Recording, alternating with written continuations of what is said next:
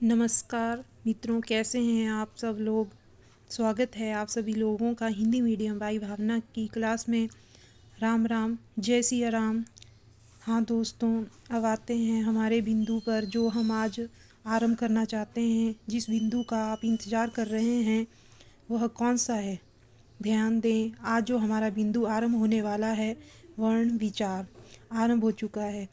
आपके इंतज़ार की घड़ियाँ समाप्त हो गई है, सामने आ चुकी हूँ। बिल्कुल जुड़ जाइए। अभी तक आपने सभी मित्रों को बताया नहीं हो तो एक बार इसको लाइक शेयर कर दीजिए ताकि प्रतिदिन की नोटिफिकेशन आपको मिले। बेल आइकन प्रेस कीजिए। ध्यान दें दोस्तों, आज का हमारा बिंदु है दोस्तों वर्ण विचार। क्या है? वर्ण विचार। वर्ण विचार के लिए एक बात ध्यान रखनी है, आपको संपूर्ण व्याकरण को 3 भागों में बांट कर पढ़ाऊँगी। कितने भागों में पढ़ाऊँगी? संपूर्ण व्याकरण को 3 भागों में पढ़ाऊँगी। व्याकरण को 3 भागों में बांट कर पढ़ेंगे, जिसमें एक भाग होगा हमारा वर्ण विचार, एक भाग होगा हमारा शब्द विचार। पहला भाग आ गया हमारा वर्ण विचार, दूसरा आ गया हमारा शब्द विचार, तीसरा आ गया हमारा वाक्य विचार। ठीक है दोस्तों, हम इन जो है 3 बिंदुओं को पढ़ेंगे। वापिस से समझना इस बात को, जो हिंदी व्याकरण हम पढ़ने वाले हैं, संपूर्ण हिंदी व्याकरण के समग्र बिंदुओं की चर्चा जो करने वाले हैं, उनकी वास्तविकता यही होती है। क्या होती है? पाठ्यक्रम में या पुस्तकों की अनुक्रमिक रुचि जो आप पढ़ते हैं, उसमें चाहे कितने भी बिंदु दिए हो, चाहे ध्यान दें वापिस से कि समग्र व्याकरण के पाठ्यक्रम के बिंदु दे दिए हो। पूरी हिंदी व्याकरण केवल 3 भागों में बंटी हुई है। कितने भागों में बंटी हुई है? 3 भागों में दोस्तों। सबसे पहला कौन सा है? वर्ण विचार, शब्द विचार और वाक्य विचार आपके सामने है दोस्तों। इस चीज़ को समझने के लिए हमें थोड़ा सा समझना है। अंतिम बिंदु हम शुरू कर रहे थे कौन सा? व्याकरण। व्याकरण के अंग, व्याकरण व्याकरण के अंग। दोस्तों, व्याकरण के अंग कितने होते हैं? 3 अंग होते हैं। कितने अंग होते हैं? 3। पहला अंग आ गया हमारे पास वर्ण, दूसरा आ गया हमारे पास शब्द, तीसरा आ गया हमारे पास वाक्य। क्या आ गया? वाक्य। ध्यान देना दोस्तों, यहाँ से प्रश्न शुरू हो चुका है। केवल चाहे वह पटवार वाली परीक्षा हो, क्यों ना हो, स्कूल व्याख्याता भर्ती परीक्षा है, चाहे वो रीट वाले विद्यार्थी है, मैं यह कह देना चाहती हूँ कि सभी विद्यार्थियों के लिए पाठ्यक्रम का बिंदु आरंभ हो चुका है। और यहाँ से अगर आप नियमित रहेंगे तो ही आपका जो है संधि वाला पॉइंट समझ आएगा, अन्यथा संधि समझ में नहीं आएगी। मैं बार बार कह रही हूँ आप, क्योंकि मैं आपको पहले से ही अवगत करवाना चाहती हूँ कि पहले से ही समग्र व्याकरण को पढ़ना शुरू किया है। दूसरे पॉइंट को समझना जरूरी है। अवरोही क्रम में बता रही हूँ कि क्या भाषा का व्याकरण का जो सबसे बड़ा अंग होता है वह वाक्य। कौन सा होता है? वह होता है वाक्य। वाक्य से ठीक छोटा अंग शब्द होता है, और शब्द से ठीक छोटा अंग बताइए कौन सा होगा? वर्ण होगा। कौन सा होगा? वर्ण। इस वर्ण के बारे में जो है वर्ण से संबंधित चर्चा हम करेंगे, वह कहाँ करेंगे? वर्ण विचार में करेंगे। कहाँ करेंगे? वर्ण विचार में। अब बात आती है कि वर्ण विचार कैसे, मतलब किसे कहा जाएगा? वर्ण विचार किसे कहा जाएगा? वर्ण विचार किसे कहा जाएगा दोस्तों? वर्णों का शुद्ध विचार, वर्णों का शुद्ध विचार, वर्णों का शुद्ध लेखन। और वर्ण विचार के बारे में पढ़ेंगे हम। वर्ण विचार, वर्ण विचार पहला आ गया हमारे पास वर्णों का शुद्ध लेखन। क्या आ गया? शुद्ध लेखन। फिर आ गया हमारे पास वर्णों का उच्चारण, वर्णों का उच्चारण। फिर आ गया हमारे पास वर्णों का शुद्ध प्रयोग। क्या आ गया? वर्णों का शुद्ध प्रयोग। दोस्तों, भाषा का शुद्ध लेखन, शुद्ध उच्चारण व शुद्ध प्रयोग का ज्ञान प्राप्त करने वाली पुस्तक का नाम क्या है? व्याकरण है। क्या है? व्याकरण। अब मैंने जो वर्ण विचार की परिभाषा जो दी है, क्या दी है? वर्णों का शुद्ध लेखन, शुद्ध उच्चारण, शुद्ध प्रयोग हो। वर्णों के शुद्ध लेखन, शुद्ध उच्चारण, शुद्ध प्रयोग करवाने वाली पुस्तक का नाम हम क्या कह रहे हैं? दोस्तों, वर्ण विचार के संदर्भ में जोड़ रहे हैं ताकि कोई इस प्रकार का व्याकरणिक बिंदु, शुद्ध लेखन, शुद्ध उच्चारण, शुद्ध प्रयोग का ज्ञान प्राप्त हो सके, वहाँ होगा वर्ण विचार। क्या होगा? वर्ण विचार। अब बात आती है, क्या वर्ण किसे कहा जाता है? पहला ही प्रश्न मैं आपको सामने रख रही हूँ। बिल्कुल प्रश्न आपके सामने रख रही हूँ। क्या वर्ण किसे कहा जाता है? वर्ण कैसे बना? बिल्कुल ध्यान दें। अभी अभी हमने बात की है, क्या क्या बात की है? भाषा और व्याकरण के कितने कितने अंग हैं होते हैं? कितने कितने अंग होते हैं भाषा और व्याकरण के? 3 अंग होते हैं। कितने होते हैं? 3 अंग।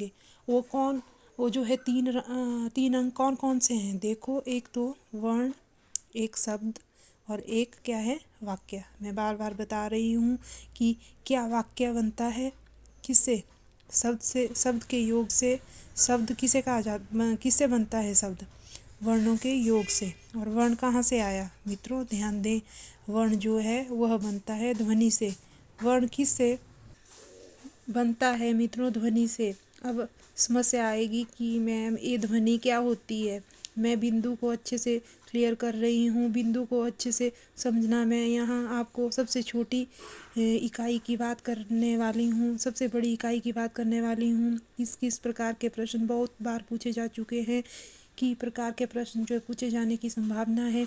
इन तीनों के नाम से कौन कौन से नाम में एक तो नाम आएगा कौन सा? वर्ण। एक नाम आएगा शब्द, एक नाम आएगा दोस्तों कौन सा? वाक्य।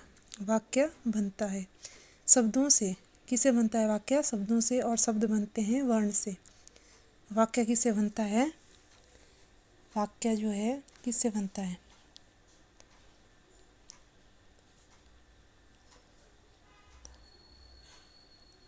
वाक्य बनता है शब्द से। किससे बनता है? वाक्य बनता है शब्द से। और शब्द बनते हैं, शब्द बनते हैं किससे? वर्ण से। दोस्तों, वर्ण बनता है ध्वनि से। वर्ण बनता है किससे? ध्वनि। ध्वनि से बनता है वर्ण। किससे बनता है? ध्वनि से। अब समस्या यह आ गई है कि ध्वनि क्या होती है। बिल्कुल मैं आपको सभी प्रश्नों का जवाब दूंगी। मैं आपको भाषा की सबसे छोटी इकाई होती है, भाषा की सबसे छोटी इकाई होती है, उसके संदर्भ में 1 नहीं, 2 नहीं, 3 नहीं, पूरे 5 तथ्य बताने वाली हूँ। बिल्कुल आज तक आपने सुने भी नहीं होंगे। बिल्कुल मैं बहुत अनजानी चीज़ें जो है आपको सामने रख रही हूँ। मैं जो है आपके सामने रख रही हूँ। धैर्य से सुने, मनोयोग से सुने, धीरे सुने। आपको एक नोट करना है, वाक्य जो है किससे बनता है? किससे बनता है वाक्य? शब्दों के योग से। किससे बनता है? शब्दों के योग से। शब्द बनता है वर्णों के। हम शब्द और वाक्य की बात नहीं करेंगे। हम शब्द और वाक्य की बात नहीं करेंगे। अभी हम बात करेंगे वर्ण की। किसकी का बात करेंगे? वर्ण की। दोस्तों मैंने कहा वर्ण किससे बनता है? ध्वनि से। फिर सवाल उठ गया, मैम ध्वनि क्या होती है? बिल्कुल दोस्तों, जहन में उठता है प्रश्न, ये ध्वनि कहाँ से आई? ध्यान रखना, ध्वनि होती है भाषा की मौखिक इकाई। भाषा की भाषा भाषा की सबसे छोटी मौखिक इकाई क्या होती है? ध्वनि होती है। क्या होती है? भाषा की सबसे छोटी इकाई जो होती है, मौखिक इकाई, ध्वनि होती है। भाषा की सबसे छोटी मौखिक इकाई होती है ध्वनि। ध्वनि भाषा की सबसे छोटी मौखिक इकाई होती है। जैसे मैंने बोला यदि आप अ को सुन रहे हैं, जब मैं बोल रही हूँ अ सुन पा रहे हो दोस्तों, वह क्या है दोस्तों? अ की केवल ध्वनि है। अब मैं आपको कहूँ कि आप इसे लिखें, य को लिख दें, तुरंत लिख देंगे। अ बोला था, जो मौखिक रूप था, जो उच्चारित रूप था, उसका नाम क्या है दोस्तों? ध्वनि। ये ध्वनि का कौन सा रूप हो गया है? अब आप बताएं जरा, ये लिखित रूप हो गया। वापिस से समझना दोस्तों, एक परिभाषा में दो परिभाषा बताऊंगी मित्रों। क्या भाषा की सबसे छोटी मौखिक इकाई? ध्यान देना दोस्तों, एक अलग विचार आएगा। बहुत बार इस प्रश्न को हम गलत कर दे जाते हैं, क्योंकि हमारे सामने ध्वनि और वर्ण दोनों विकल्प होते हैं। मैं प्रश्न पूछूंगी इस बारे में, इस बार मुझे सुने, फिर आप मुझे सुने, फिर आपको समझ आ जाएगा कि कहना क्या जा रही हूँ। भाषा की सबसे छोटी इकाई, यदि आपको प्रश्न में मौखिक शब्द मिलता है तो ही आपका आंसर क्या होना चाहिए? ध्वनि। क्या होना चाहिए? ध्वनि। अगर मौखिक जो है पूछा जाए तो क्या होना चाहिए? ध्वनि होना चाहिए। दोस्तों, भाषा की सबसे छोटी लिखित इकाई क्या होगी? भाषा की सबसे छोटी लिखित इकाई दूसरी आ गई हमारे पास। भाषा की सबसे छोटी लिखित इकाई। दोस्तों, भाषा की सबसे छोटी लिखित इकाई क्या होगी? क्या होगी मित्रों? वर्ण। क्या होगी? वर्ण होगी। अर्थात मैं यहाँ से भाषा बताने वाली हूँ। भाषा की सबसे छोटी इकाई, भाषा की मौखिक इकाई ध्वनि के लिखित रूप को वर्ण कहा जाता है। भाषा की सबसे छोटी इकाई मौखिक ध्वनि मानी जाती है। उसी का दूसरा रूप यह वर्ण कहलाता है। दूसरा रूप क्या कहलाता है? वर्ण कहलाता है। जैसे मैंने बोला, जैसे मैं कहूँ कि क की जो आवाज़ आ रही है वह है ध्वनि। जैसे आपने उस क को लिख दिया, यह आपका कौन सा रूप आ गया दोस्तों? लिखित रूप आ गया। कौन सा रूप आ गया? लिखित। बिल्कुल दोनों की मैं परिभाषा बोल चुकी हूँ। एक बार पुनः बोल रही हूँ, ध्यान से सुनना, एक एक बात पे गौर करना। शिक्षण विधियाँ भी पढ़ाई जाएगी। इस बार आप जो हैं व्याकरण से सुपरिचित हो जाएं, ठीक है? व्याकरण से सुपरिचित हो जाए। आपके बाद शिक्षण विधियाँ पढ़ाऊँगी। इसके बाद जो है शिक्षण विधियाँ पढ़ाऊँगी। यदि आवश्यक हुआ कि हमें लगे कि पहले ही परिभाषा आ गई है दोस्तों, हिंदी मीडियम भाई भावना पर विश्वास न रखना, वह भी चाहिए होता है। सभी आपने चैनल को सब्सक्राइब नहीं किया है, लाइक और शेयर नहीं किया है, तब आपके पास वीडियो नहीं पहुंचेगी। फिर से बोल रही हूँ, वर्ण की परिभाषा और ध्वनि की परिभाषा, लेकिन शब्द को गौर से सुनना। भाषा की सबसे छोटी मौखिक इकाई क्या होती है दोस्तों? ध्वनि। भाषा की सबसे मौखिक छोटी इकाई ध्वनि के लिखित रूप को क्या कहा जाएगा? वर्ण कहा जाएगा। क्या कहा जाएगा? वर्ण। अब बात आती है कि इसमें से प्रत्येक प्रश्न कैसे पूछा जाता है। अब आप बताएंगे, 2-4 तथ्य लिखने वाली हूँ। सबसे पहली बात, भाषा की सबसे छोटी मौखिक इकाई क्या होती है? मैंने अभी पूछा है दोस्तों, क्या होती है? जवाब होना चाहिए दोस्तों, कौन सा? ध्वनि होनी चाहिए। दूसरा तथ्य आपके सामने आएगा, क्या? यदि आपसे पूछा जाए भाषा की सबसे छोटी लिखित इकाई क्या होती है, ध्यान देना दोस्तों, तो सबसे छोटी इकाई होती है लिखित में, क्या होती है? वर्ण। मौखिक, यहाँ से लिखित पूछ ली जाए तो जो है सदैव ही जवाब क्या होगा? वर्ण होगा। वापिस से समझिए इस बात को। हमने वर्ण की जो परिभाषाएं हैं वो यहीं से क्या की गई है? उठाई गई है। कि क्या भाषा की सबसे छोटी मौखिक इकाई क्या होती है? ध्वनि। उसी का लिखित रूप जो है वर्ण, वह चीज़ तो आपको पता चल चुकी है। अब मेरा प्रश्न सुने ध्यान से। अगला जो तथ्य लिखने वाली हूँ उसमें जो प्रश्न आता है वह परीक्षा की दृष्टि से महत्वपूर्ण, आपको कोई शर्त नहीं दे, बस इतना ही पूछा गया है कि भाषा की सबसे छोटी इकाई क्या होगी?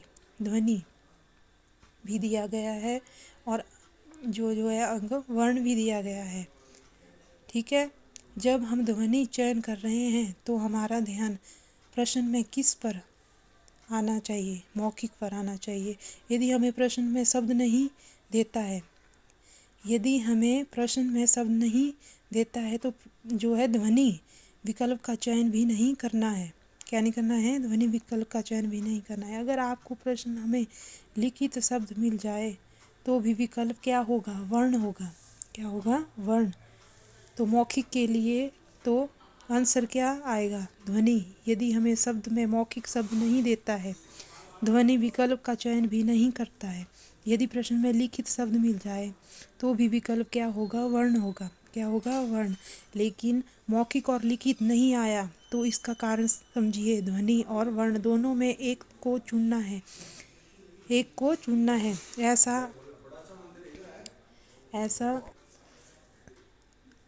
ऐसा आपसे प्रश्न आ जाता है कि भाषा की सबसे छोटी इकाई क्या होगी? मित्रों, इसका जवाब क्या रहेगा? वर्ण रहेगा। इस बात का आपको अच्छे से ध्यान रखना है। भाषा की सबसे छोटी इकाई अंग, वर्ण। भाषा के केवल 3 अंग होते हैं मित्रों।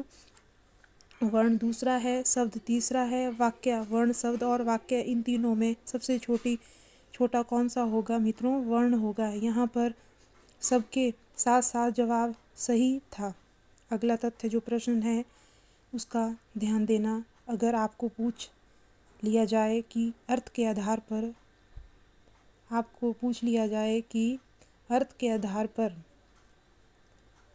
अर्थ के आधार पर छोटी इकाई क्या होगी? क्या होगी छोटी इकाई? अर्थ के आधार पर छोटी इकाई क्या होगी मित्रों? वर्ण, शब्द, वाक्य। उपर्युक्त में से कोई नहीं। उपर्युक्त में से कोई नहीं। भाषा की सबसे छोटी इकाई अंग कौन कौन से होता है? ध्वनि, वर्ण, दोनों, कोई नहीं। कोई नहीं। भाषा की सबसे छोटी इकाई बतानी है दोस्तों। अर्थ के आधार पर सबसे छोटी इकाई क्या होती है बताइए। आपको सामने विकल्प है, वर्ण, शब्द और वाक्य। ध्यान देना दोस्तों, इसलिए आपको विकल्प आराम से समझा रही हूँ। हमारे पास भाषा के 3 अंग हैं, वर्ण, शब्द और एक वाक्य। ध्यान से समझना दोस्तों। वर्ण का कोई अर्थ नहीं होता। वर्ण जो ध्वनियाँ होती हैं वह आवाज़ का लिखित रूप होता है, उनका कोई अर्थ नहीं होता। अर्थ के आधार पर यदि आपसे पूछा जाए कि आप लिखने में व्यस्त हो रहे हैं तो सुनने का प्रयास करें। बहुत अलग बात बताने वाली हूँ। अगर आपसे प्रश्न पूछा जाता है कि भाषा की अर्थ के आधार पर कितनी इकाइयाँ हैं, भाषा के अर्थ के आधार पर कितनी इकाइयाँ हैं, तो 2, शब्द और वाक्य होती हैं। क्या होती हैं? शब्द और वाक्य। शब्द और वाक्य में छोटा क्या है मित्रों? आपका जवाब आना चाहिए शब्द। जिनका शब्द जवाब है यह बिल्कुल सही है। आपके बाद उसके बाद जो है इसके बाद पूरे तथ्य सुने फिर जवाब आएगा दोस्तों। बहुत बहुत आराम से बताऊंगी दोस्तों इस चीज़ को। अगर आप से पूछा जाए भाषा के कितने अंग हैं तो 2 होते हैं। भाषा के कितने अंग होते हैं? भाषा के कितने अंग होते हैं? 2 होते हैं। कितने अंग होते हैं? 2 दोस्तों। शब्द और वाक्य अर्थ के आधार पर पूछा जाए तो हमारा जवाब होगा शब्द। अब नई चीज़ और चीज़ बता देती हूँ आपको। अगर आपके प्रश्न में पूछा जाए भाव भावार्थ के आधार पर सबसे छोटी इकाई बताइए। अब आपका जवाब क्या होगा मित्रों? प्रश्न पूछा है दोस्तों, केवल मैं आपको तथ्य बता रही हूँ दोस्तों, बहुत कुछ बताना बाकी है। आपका लेवल, आप विद्वान साथियों, चुनाव सही चीज़ का करना है, यह समझ आ जाना चाहिए। चुनाव सही चीज़ का करना है। भाव भावार्थ के आधार पर सबसे छोटी इकाई भाव या भावार्थ के आधार पर शब्द होता है। क्या होता है? शब्द। वाक्य भावार्थ कैसे निकलता है? यदि हम मुहावरे और लोकोक्तियों की बात करें, छोटी कक्षाओं में हम किताबों का अध्ययन किया करते थे कि अध्यापक जी हमें बिल्कुल व्याख्या देकर गृह कार्य दे दिया करते थे। कोई भी पद जो हमें दिया जाता था हूबहू अर्थ लिखते थे, उसके बाद अर्थात लगाकर भावार्थ लिख देते। लेकिन लिखने पर जो है ध्यान ना दें। मैंने कहा कि वाक्य ही भाव के आधार पर सबसे छोटी इकाई क्यों होती है मित्रों? शब्द के अर्थ निकलते हैं, भावार्थ नहीं। भावार्थ निकलते हैं मुहावरे और लोकोक्तियों के। किसके निकलते हैं भावार्थ? मुहावरे और लोकोक्तियों के और पहेलियों के। जो पद्य भाग में कविता पढ़ते थे, छोटी कक्षाओं में आपने देखा हो कि हम पहले उस लाइन का हूबहू अर्थ लिखते थे और उसके ठीक बाद यथार्थ लगाकर भावार्थ लिख देते। लिखने पर ध्यान ना दें। मैंने कहा कि वाक्य ही भाव के आधार पर सबसे छोटी इकाई क्यों होती है मित्रों? शब्द के अर्थ निकलते हैं, भावार्थ नहीं। भावार्थ निकलते हैं मुहावरे और लोकोक्तियों के, पहेलियों के, जो पद्य भाग में कविता पढ़ते थे। छोटी कक्षाओं में आपने देखा हो कि हम पहले उस लाइन का हूबहू अर्थ लिखते हैं और ठीक बाद अर्थात लगाकर भावार्थ लिखते हैं, और वे भावार्थ ही होता है, भाव होता है। क्या होता है? भाव। यहाँ से मेरे विद्वान साथी ध्यान देना, रीट वाले विद्यार्थी, पटवार वाले विद्यार्थी, परीक्षा में प्रश्न पूछा गया या मुहावरे लोकोक्तियों में क्या अंतर है? विद्यार्थी जो होते हैं रहते हैं पूरी किताबें रट ली, पूरी एनसीईआरटी मुहावरे लोकोक्तियों पूरी पढ़ कर चले गए, पर ऐसा कुछ पूछा है कि नहीं, मुहावरे और लोकोक्तियों में क्या अंतर होता है? विकल्प दिए थे सुनना। मुहावरा वाक्य होता है, लोकोक्ति वाक्यांश होती है, लोकोक्ति वाक्य होती है, मुहावरा वाक्यांश होता है। तीसरा विकल्प दिया था मुहावरा और लोकोक्ति दोनों वाक्य होते हैं। किस विकल्पता मुहावरा जो है, किसी विकल्पता जो है मुहावरा और लोकोक्ति दोनों ही वाक्यांश होते हैं। तो इस प्रकार के प्रश्नों का सामना करना पड़ता है। इस प्रकार के प्रश्नों का चयन विद्यार्थी इसी प्रकार से कर पाता है। जो रटने पर भरोसा नहीं करता, केवल समझने पर विश्वास रखता है। मैं बार बार कह रही हूँ आपको कि आप लिखना ही अपना उद्देश्य न समझें। आप अपना 1 घंटे का समय लाइव क्लास को दे दें तो बहुत कुछ बातें बोर्ड पर लिख रही हूँ दोस्तों, समझ के लिए जो है 90% पेपर आपको बोर्ड पर से लिख कर आ जाएगा। बिल्कुल अच्छे से समझिए। इसका भावार्थ केवल वाक्यों का निकलता है। भाव या भावार्थ के आधार पर छोटी इकाई पूछ ली जाए, भाव या भावार्थ के आधार पर जो है छोटी इकाई पूछ ली जाए तो सदैव जवाब क्या होगा? क्या होगा दोस्तों? वाक्य होगा। क्या होगा? वाक्य। वाक्य जो शब्द दिया है उसके पीछे का कारण था वह बहुत कालीधर किया है। अब हमारे पास 5 तथ्य आ गए हैं एक्सप्लेन करने का। एक अंतिम तथ्य जिससे आप भली भांति परिचित होंगे। भाषा का सबसे बड़ा अंक पूछा जाए, सभी विद्यार्थियों को पता होगा क्या होगा? वाक्य। वापिस से बता देती हूँ कि जो प्रश्न आया था उसमें लोकोक्ति और मुहावरों के बाद संदर्भ में जो प्रश्न पूछा गया था, जो वाक्य या वाक्यांश होता वह लोकोक्ति होती है। क्या होती है? लोकोक्ति। वह वाक्यांश होता है, लोगों का कथन लोकोक्ति कहलाती है, वह वाक्य होती है। मुहावरा जो होता है वाक्यांश होता है। क्या होता है? वाक्यांश। जब हम इसके आगे पढ़ रहे हैं, अब देखो हमें पता चल चुका है कि वर्ण किसे कहते हैं। चल चुका है ना पता वर्ण किसे कहते हैं? क्या वर्ण क्या होता है? अभी मैंने आपको बताया भाषा का मौखिक रूप भाषा की सबसे छोटी इकाई होती है। भाषा की सबसे छोटी इकाई होती है मौखिक रूप, क्या? ध्वनि की। और उसके ध्वनि के लिखित रूप को क्या कहा जाता है? वर्ण कहा जाता है। ध्वनि के लिखित रूप को क्या कहा जाता है? वर्ण। वर्ण कहा जाता है। एक प्रश्न हो चुका जो भाषा से संदर्भित था। अब जो मैं बता चुकी हूँ, दूसरा जो प्रश्न आता है, वर्ण के प्रकार पूछे जाते हैं। दोस्तों, वर्ण के प्रकार कितने होते हैं? 2 होते हैं वर्ण के प्रकार। अगला जो तथ्य मैं पहुँच गई हूँ, आप भी मेरे साथ चलिए। वर्ण के 2 प्रकार होते हैं दोस्तों, एक तो स्वर और एक कौन सा होता है मित्रों? व्यंजन। कौन सा होता है? व्यंजन। किसके होते हैं? वर्ण के 2 प्रकार होते हैं, स्वर और व्यंजन। स्वर और व्यंजन होते हैं। किसके होते हैं? वर्ण के। उसके 2 अंग होते हैं, कौन कौन से? स्वर और व्यंजन। अब बात आती है स्वर किसे कहा जाएगा। दोस्तों ध्यान दें कि स्वर जो होता है वह स्वतंत्र होता है। स्वर क्या होता है? स्वतंत्र होता है। स्वतंत्र होता है। स्वर क्या होता है? स्वतंत्र होता है। व्यंजन ठीक विपरीत है, स्वतंत्र नहीं होते। क्या नहीं होते? स्वतंत्र नहीं होते। स्वतंत्र नहीं होते। सवाल आ गया है, मैम स्वतंत्र कैसे हैं? भारत देश एक स्वतंत्र देश है। भारत को 15 अगस्त 1947 में स्वतंत्रता मिली थी। क्या उसी दिन स्वर को भी स्वतंत्रता दे दी गई थी?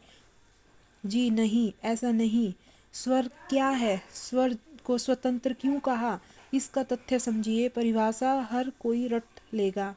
जब तक वास्तविक स्टोरी समझ में नहीं आएगी तब तक समझ में नहीं आती है स्वतंत्र क्यों कहा जाता है। सुनिए, अब हम किसी भी बात का उच्चारण करते हैं तो हमारे मुंह से जब आवाज़ आती है उस आवाज़ के साथ हवा भी बाहर निकलती है। नोट करना मित्रों, मैं आपको बहुत अलग चीज़ बता रही हूँ।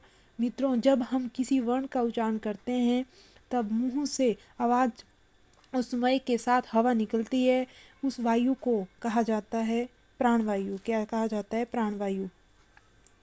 मित्रों, प्राणवायु कहा जाता है जब हम किसी ध्वनि का उच्चारण कर रहे हैं, चाहे वह वर्ण के रूप में हो, चाहे वह शब्द के रूप में हो, चाहे वह वाक्य के रूप में हो, उसमें जब हम उसका उच्चारण कर रहे हों तो आवाज़ के साथ आती है ना। प्राणवायु भी बाहर आती है, हवा भी बाहर आती है। स्वर ध्वनियों का उच्चारण करते समय मुंह से निकलने वाली आवाज़ जो प्राणवायु है बिना किसी अवरोध से बाहर निकल जाती है, ना किसी रुकावट के बाहर निकल जाती है, बिना किसी बाधा के बाहर निकल जाती है। अर्थात स्वरों का उच्चारण तब हम करते हैं तब हमें किसी रुकावट का सामना नहीं करना पड़ता है। दोस्तों, बार बार कह रही हूँ, ध्यान से सुनना।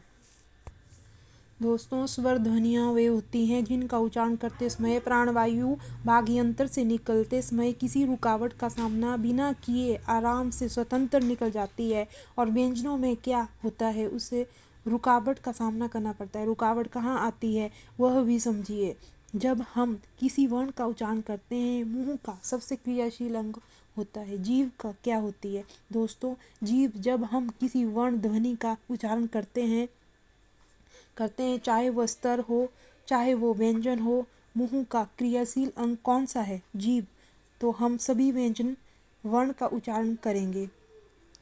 तो प्राणवायु और स्वर वह होता है जो स्वतंत्र उच्चारित होता है या जिसे बोलने हेतु किसी अन्य की सहायता नहीं ली जाती। इसे बोलने हेतु सहायता नहीं ली जाती, उसे क्या कहते हैं? व्यंजन। किसे कहा जाता है? वे वर्ण जो स्वतंत्र नहीं होते, अर्थात जिन्हें बोलने हेतु अन्य वर्ण की सहायता ली जाती है। वो क्या होते हैं? किसी वर्ण से जुड़कर और शब्द आता है मित्रों, अक्सर। ध्यान दीजिए, अक्सर तो होता है वे ध्वनि का रूप है। सभी आप प्रत्येक वर्ण को अक्षर कह सकते हैं। वह ध्वनि जो एक श्वास में उच्चारित में जाती है। उच्चारित होने का अर्थ कि जिसमें वाणी का कोई उतार चढ़ाव नहीं होता, जिसे उच्चारित करने हेतु कोई स्वराघात बालाघात नहीं होता। स्वराघात और बालाघात बहुत अलग चीज़ें बता रही हूँ दोस्तों। स्वराघात जो और बालाघात जो हैं वो अलग चीज़ें बता रही हूँ दोस्तों। जब लय में ध्वनि उच्चारित होती है या उसे तोड़ नहीं सकते, सभी वर्ण जो हैं क्या क्या हैं? अक्षर हैं। सभी वर्ण क्या हैं? अक्षर हैं।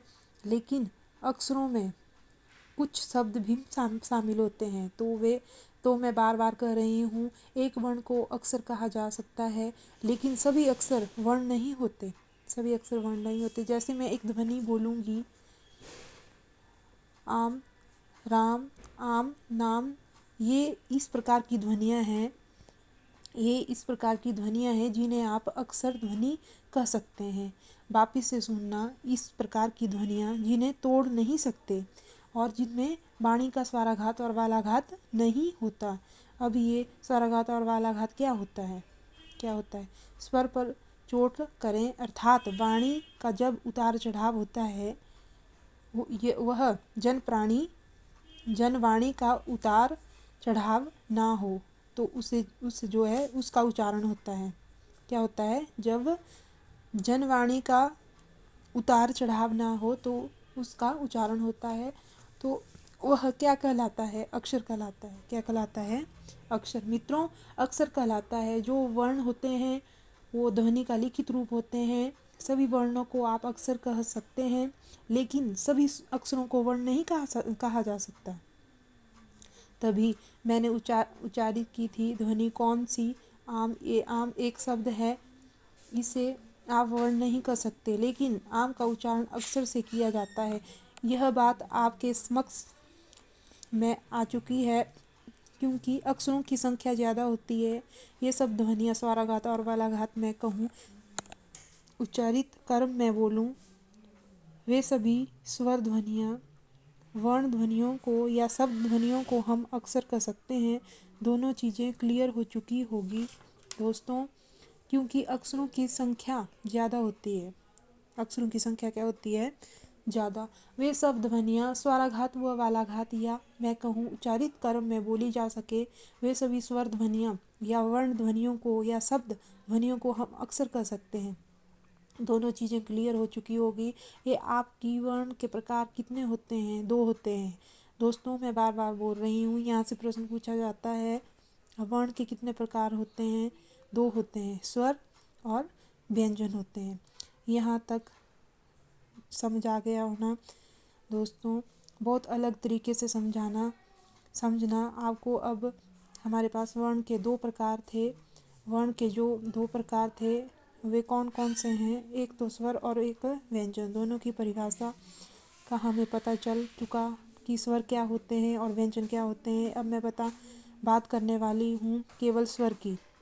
किसकी बात करने वाली हूँ? स्वर की। मित्रों, मेरा प्रश्न शुरू होता है। मेरा प्रश्न जो शुरू होता है,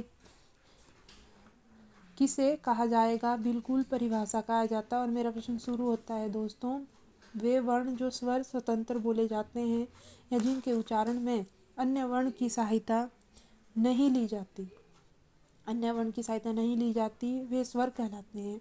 दूसरा प्रश्न, स्वरों की संख्या कितनी मानी गई है? 11 दोस्तों। स्वरों की संख्या 11 मानी गई है। यहाँ से जो है प्रश्न पूछा जाता है दोस्तों, याद रखना, मैं आपको अलग तथ्य पर लेकर जा रही हूँ। स्वरों की संख्या कितनी होती है? 11। 11 स्वर पढ़ेंगे। हिंदी में कितने पढ़ेंगे? 11 दोस्तों। अ, आ, ई, उ, री, ए, ओ, औ। कितने हैं? 11। 1 2 3 4 5 6 7 8 9 10 11। कितने स्वर हैं हिंदी में? 11 बार बार कह रही हूँ 11 पढ़ेंगे। बहुत सारे मेरे विद्वान वाले विद्यार्थियों के दिमाग में आ रहा होगा कि मैम 10 भी सुना है, 10 भी सुना है, 13 भी सुना है। नाम से तो कोई भी संख्या नहीं है। 13 जो भी सुनते हो वह होते हैं मित्रों मूल भाषा में। 13 जो होते हैं वो क्या होते हैं? मूल भाषा में क्या होते हैं? मूल भाषा में होते हैं 13।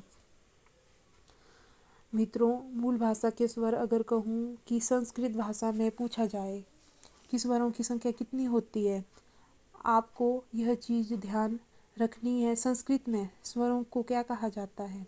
अच। क्या कहा जाता है? अच। संस्कृत में स्वरों को क्या कहा जाता है? अच।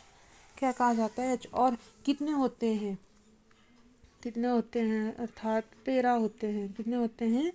13 होते हैं। अब वो 13 कौन से होंगे? अब मैं वह उस पर जो है चर्चा करूँगी। उससे पहले हम बात करेंगे 11 कौन से हैं। हिंदी में जो है 11 स्वर होते हैं वह कौन कौन से हैं मैं आपके सामने उल्लेखित कर देती हूँ। अ, आ, ई, उ, री। अब इसके बाद जो है सवाल आता है दोस्तों, री को ज़रा गौर से देखिएगा। दोस्तों मैं एक बार पूरे लिख देती हूँ। पूरे लिख दिए मैंने, पीछे जो बताए हुए थे ना आपके।